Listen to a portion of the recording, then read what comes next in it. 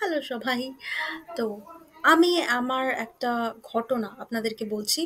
তো আমি একদিন আম মানে আমার একটা ইভনিং ওয়াক থেকে আমি ফিরছি। এমন সময় কি হয় যে আমাকে আমার একজন বান্ধবী দেখতে পেয়ে বলে যে, "হ্যাঁ রে সোহিনী, তুই কোথায় হাঁটতে গেছিস?" আমি বললাম যে, "কেন? ওই তো ওই ক্যানেলের পাশে মানে আমাদের পাড়ায় একটা ক্যানেল আছে সেখানে সবাই খুব হাঁটতে যায়।"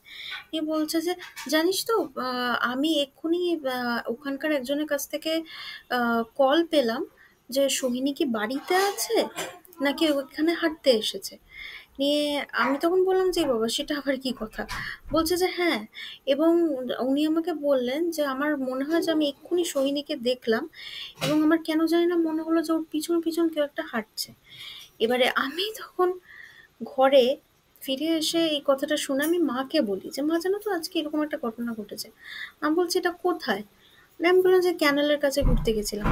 তখন মা সবার সাথে এটা কথা বলে এবং একজন আন্টি আমার মাকে এটা জানায় যে ক্যানেল যে ক্যানেলটার কথা আমি বলছি, সে ক্যানেলটার পাশে অনেকেরই এই ঘটনাটা ঘটেছে যে অন্য কেউ দেখতে পায় যে তার পিছন, পিছন কেউ একটা যেন হাঁটছে।